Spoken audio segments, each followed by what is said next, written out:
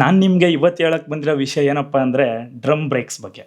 Drum brakes ನಿಜವಾಗ್ಲೂ ಡೇಂಜರಸ್ಸಾ? ಅದು dangerous ಆಗುತ್ತಾ? ಹೇಗಾಗುತ್ತೆ ಅನ್ನೋದನ್ನು ನೋಡೋಣ. ನಾನು ಇದನ್ನು ಹೇಳೋದಕ್ಕೆ ಯೂಸ್ ಆಗಿರೋ ಡ್ರಮ್ ಬ್ರೇಕ್ ತಂದಿದ್ದೀನಿ. ನೀವು ನೋಡ್ಬೋದು ಇಲ್ಲಿ. ಇದು 2 ಪೀಸಲ್ಲಿ ಬರುತ್ತೆ. ಹೀಗಿರುತ್ತೆ. ಹೀಗೆ ನಿಮ್ಮ ವೀಲ್ ಒಳಗಡೆ ಇದು ಈ ರೀತಿ ಕನೆಕ್ಟ್ ಆಗಿರುತ್ತೆ. ಇದರಲ್ಲಿ 2 ಸ್ಪ್ರಿಂಗ್ ಬರುತ್ತೆ. ಇಲ್ಲೊಂದು ಸ್ಪ್ರಿಂಗು. ಇದು ಹೀಗಿರುತ್ತೆ ವೀಲ್ ಒಳಗಡೆ. ಇದ್ರ ಸುತ್ತ ವೀಲ್ ಬರುತ್ತೆ ಮಧ್ಯದಲ್ಲಿ. ನಿಮ್ಮ ವೀಲ್ ಮಧ್ಯ ಪಾರ್ಟಲ್ಲಿ ಇದಿರುತ್ತೆ. ಸೊ ನೀವು ಬ್ರೇಕ್ ಹಾಕ್ದಾಗ ಏನಾಗುತ್ತೆ, ಇದು ಹೀಗೆ ಸಪ್ರೇಟಾಗಿ ಬ್ರೇಕ್ ಹಿಡಿಯುತ್ತೆ. ಇದು ಯಾವ ಥರ ಡೇಂಜರಸ್ ಆಗ್ಬೋದು? ಇದು ಡ್ರಮ್ ಬ್ರೇಕು ಯಾವ ಥರ ಡಿಸೈನ್ ಆಗಿದೆ ಅಂದರೆ, ಕೆಳಗಡೆ ನಿಮಗೆ ಅಲ್ಯೂಮಿನಿಯಂ ಮೆಟಲ್ ಪಾರ್ಟ್ ಇರುತ್ತೆ, ಮೇಲ್ಗಡೆ ಬ್ರೇಕ್ ಲೈನರ್ ಇರುತ್ತೆ. ಎರಡು ಯಾವ ಥರ ಜಾಯಿಂಟ್ ಆಗಿರುತ್ತೆ ಅಂದರೆ ಗಮ್ ಹಾಕಿರ್ತಾರೆ. ಗಮ್ ಹಾಕಿ ಅಂಟಿಸಿರೋದು. ನೀವು ಇದನ್ನು ಫ್ರೀಕ್ವೆಂಟಾಗಿ ಮೇಂಟೈನ್ ಮಾಡಲಿಲ್ಲ ಅಂದರೆ, 6 ತಿಂಗಳಿಗೊಂದ್ಸಲ ಇದನ್ನು ಚೇಂಜ್ ಮಾಡಿಸ್ಲಿಲ್ಲ ಅಂದರೆ, ಇದು ಏನಾದರೂ ಗಮ್ ಬಿಟ್ಟೋದ್ರೆ ಈ ಅಪ್ಪರ್ ಪಾರ್ಟ್ ಲೈನರ್ ಏನಿದೆ ಇದು ಬಂದ್ಬಿಡುತ್ತೆ. ಸೊ ಬಂದು ನಿಮ್ಮ ವೀಲ್ ಒಳಗಡೆ ಸಿಗಾಕೊಳ್ಳುತ್ತೆ. ಆಚೆ ಬಂದು ವೀಲ್ ಒಳಗಡೆನೇ ಇರುತ್ತೆ. ಫುಲ್ ಪ್ಯಾಕ್ ಆಗಿರುತ್ತೆ ಅಲ್ವಾ ಇದು ವೀಲ್ ಒಳಗಡೆನೇ ಸಿಗಾಕೊಳ್ಳುತ್ತೆ. ಇದು ವೀಲ್ ಒಳಗಡೆ ಯಾವಾಗ ಸಿಗಾಕೊಳ್ಳುತ್ತೆ, ವೀಲ್ ಕಂಪ್ಲೀಟಾಗಿ ಜಾಮ್ ಆಗುತ್ತೆ. ನಿಮಗೆ ಬ್ಯಾಕ್ ವೀಲು ಸಡನ್ನಾಗಿ ಜಾಮ್ ಆದರೆ ಸ್ಕಿಡ್ ಆಗುತ್ತೆ. ಬಟ್ ಫ್ರಂಟ್ ವೀಲ್ ಜಾಮ್ ಆದರೆ ತೆಗ್ದೆಸ್ಬಿಡುತ್ತೆ. ನಿಮ್ಮನ್ನ ಸ್ಟಾಪಿಯಾಗಿ ತೆಗ್ದೆಸ್ಬಿಡುತ್ತೆ. ನೀವು ಎಷ್ಟೇ ಸ್ಪೀಡಲ್ಲಿ ಹೋಗ್ತಾ ಇರ್ಬೋದು, ಅಲ್ಲೇ ನಿಂತ್ಕೊಬಿಡುತ್ತೆ ಗಾಡಿ. ಇದು ನನಗೊಂದ್ಸಲ ಆಗಿತ್ತು. ನಾನು ಸ್ಲೋವರ್ ಸ್ಪೀಡಲ್ಲಿ ಹೋಗ್ತಿದ್ದೆ ಆವಾಗ. ಸದ್ಯಕ್ಕೆ ಏನೂ ಆಗಲಿಲ್ಲ ಲಕ್ಕಿಲಿ. ಇದೊಂದು ಕ್ರೇಜಿ ಸ್ಟೋರಿ ಹೇಳ್ತೀನಿ, ಕೇಳಿಸ್ಕೊಳ್ಳಿ. ನನಗಿದಾದಾಗ ನನಗೆ ಗೊತ್ತಿರಲಿಲ್ಲ ಏನಕ್ಕೆ ಹಿಂಗಾಗಿದೆ ಅಂತ.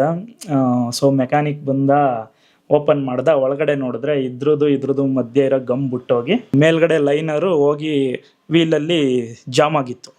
ಅವ್ನಿಗೆ ಹೇಳಿದೆ ಹೊಸ ಬ್ರೇಕ್ ಪ್ಯಾಡ್ ಹಾಕಪ್ಪ, ಚೇಂಜ್ ಮಾಡಪ್ಪ ಅಂತ. ಬಟ್ ಅಲ್ಲಿ ಪಾರ್ಟ್ಸ್ ಅವೈಲಬಿಲಿಟಿ ಇರಲಿಲ್ಲ. ಅವನು ಫೈನಲಾಗಿ ಏನು ಮಾಡ್ದ ಅಂದರೆ ಫೆವಿಕ್ವಿಕ್ ಹಾಕ್ಬಿಟ್ಟು ಅದ್ರ ಮೇಲೆ ಲೈನರ್ ಮೇಲೂ ಫೆವಿಕ್ವಿಕ್ ಹಾಕ್ಬಿಟ್ಟು ಎರಡನ್ನೂ ಅಂಟಿಸ್ತಾ. ನೋಡಿ, ಕೇವಲ 5 ರೂಪಾಯಲ್ಲಿ ನಿಮ್ಮ ಲೈಫ್ ನಿಂತಿರುತ್ತೆ. ಫೆವಿಕ್ವಿಕ್ ಹಾಕಿ ಅಂಟಿಸ್ತಾ. ಅದು ಕೇಳಿದೆ ನಾನು, ಎಷ್ಟು ದಿನ ಬರ್ಬೋದು ಈ ಥರ ಕಂಡಿಸಿರ್ತಿರಲ್ಲ, ಏನಾದರೂ ಒಂದು 5-10 ಕಿಲೋಮೀಟ್ರಲ್ಲೇ ಮತ್ತೆ ಬಿಟ್ಟೋದ್ರೆ ಹೈಯರ್ ಸ್ಪೀಡ್ಸಲ್ಲಿ ಆಕ್ಸಿಡೆಂಟ್ ಆಗಲ್ವಾ ಅಂತ. ಇಲ್ಲ ಅದು ಅದೇ ಥರ ಬರೋದು, ಗಮ್ಮಲ್ಲೇ ಬರೋದು ಅದು ಅಂತ ಹೇಳ್ದೆ. ಆಮೇಲೆ ನಾನು ಹಾಗೇನೆ ಗಾಡಿ ತಗೊಬಂದೆ ಸ್ಲೋವರ್ ಸ್ಪೀಡಲ್ಲೇ. ಕೇಳಿದೆ ಅವನ್ನ, ಏನೀಗ ವೀಲ್ ಜಾಮ್ ಆಗಿದ್ರೆ ಏನು ಮಾಡ್ತಿದ್ದು, ಈಗ ನಾನು ಅಷ್ಟೊಂದು ಸ್ಪೀಡಲ್ಲಿ ಬಂದಲ್ಲ ಅಂತ ಕೇಳಿದ್ರೆ, ನಿಮ್ಮ ಲಕ್ಕು ನೀವು ಇದಾಗಿದ್ದು ಅಂತ ಹೇಳ್ದೆ. ನೀವು ಯಾರ್ಯಾರು ಡ್ರಮ್ ಬ್ರೇಕ್ಸ್ ಇರೋ ಗಾಡಿ ಓಡಿಸ್ತಿದ್ದೀರಾ, ನಿಮಗೆ ಬೆಟರು ಡಿಸ್ಕ್ ಬ್ರೇಕ್ಗೆ ಕನ್ವರ್ಟ್ ಮಾಡ್ಕೊಳ್ಳಿ. ಇಲ್ಲ ಆಗಲ್ಲ ಅಂದರೆ ಪೀರಿಯಾಡಿಕಲಿ, ಅಂದರೆ ಒಂದು 6 ಮಂತ್ಸ್ಗೊಂದ್ಸಲ ಇದನ್ನು ಚೇಂಜ್ ಮಾಡಿ. ಇದೇನು 200-250 ಇರಬೇಕು. 6 ಮಂತ್ಸ್ಗೊಂದ್ಸಲ ಇದು ಬ್ರೇಕ್ ಲೈನರ್ಸ್ನ ಚೇಂಜ್ ಮಾಡಿ. Especially drum brakes. ಇದರಲ್ಲಿ ಡಿಸ್ಕ್ ಬ್ರೇಕಲ್ಲೂ ಸೇಮ್ ಟೆಕ್ನಿಕ್ ಬರುತ್ತೆ. ಬಟ್ ಡಿಸ್ಕ್ ಬ್ರೇಕಲ್ಲಿ ಏನಾಗುತ್ತೆ, ಇದ್ರ 2 ಗಮ್ ಬಿಟ್ಟೋದ್ರೆ ಆಟೋಮೆಟಿಕ್ಕು ಇದು ಲೈನರ್ ಬಂದು ಆಚೆ ಬಂದುಬಿಡುತ್ತೆ. ನಿಮಗೆ ವೀಲ್ ಒಳಗಡೆ ಇರಲ್ಲ, ವೀಲ್ ಜಾಮ್ ಆಗೋ ಚಾನ್ಸೇ ಇಲ್ಲ ಅಲ್ಲಿ. ಇದು ತುಂಬ ಡೇಂಜರಸ್ಸು. ಈಗ ನೋಡ್ಬೋದು ಎಲ್ಲ ಕಮ್ಯೂಟರ್ಸ್ ಬೈಕಲ್ಲೆಲ್ಲ ಸೇಮ್ ಡ್ರಮ್ ಬ್ರೇಕೇ ಇರುತ್ತೆ. ನೀವು ಆದಷ್ಟು ಡಿಸ್ಕ್ ಬ್ರೇಕ್ಗೆ ಕನ್ವರ್ಟ್ ಮಾಡ್ಕೊಳ್ಳೋದಕ್ಕೆ ಟ್ರೈ ಮಾಡಿ. ಹೈಯರ್ ಸ್ಪೀಡ್ಸ್ ಅಂತ ಏನಿಲ್ಲ, ನೀವೊಂದು 40, 50, 60 ಸ್ಪೀಡಲ್ಲಿ ಹೋಗ್ತಾ ಇದ್ದಾಗ ಜಾಮ್ ಆದ್ರೂ ನೀವು ಸ್ಕಿಡ್ಡಾಗಿ ಬೀಳ್ತೀರ. ಅದು ಡೆಡ್ಲಿ ಆಕ್ಸಿಡೆಂಟ್ ಥರನೇ ಆಗುತ್ತೆ ಅದು, ಅಷ್ಟು ಸ್ಪೀಡಲ್ಲೂ. ನೀವೇನಾದರೂ 80, 90 ಹೋಗ್ತಾ ಇದ್ದರೆ ಇಮ್ಮಿಡಿಯೇಟ್ ಜಾಮು ಬಿದ್ದರೆ ಅಷ್ಟೇ. ಕಂಪ್ನಿಗಳು ಅಷ್ಟೇ ಡ್ರಮ್ ಬ್ರೇಕ್ಸ್ ಕೊಡೋದನ್ನು ನಿಲ್ಲಿಸ್ಬೇಕು.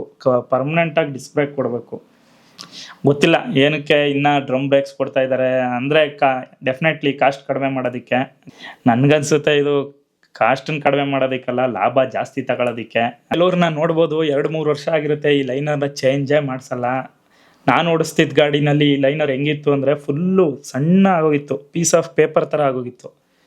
ಸೊ ನೀವು ಕೂಡ ಈ ಥರ ಯಾರು ಮಾಡೋಕ್ಕೆ ಹೋಗಬೇಡಿ. ಆದಷ್ಟು ನಿಮ್ಮ ಡ್ರಮ್ ಬ್ರೇಕ್ಸ್ ಲೈನರ್ಸ್ನ 6 ತಿಂಗಳಿಗೊಂದ್ಸಲ ಚೇಂಜ್ ಮಾಡಿ. ಇಲ್ಲಾಂದರೆ ನಿಮ್ಮ ಲೈಫ್ಗೆ ಥ್ರೆಟ್ ಆಗ್ಬೋದು ಇದು.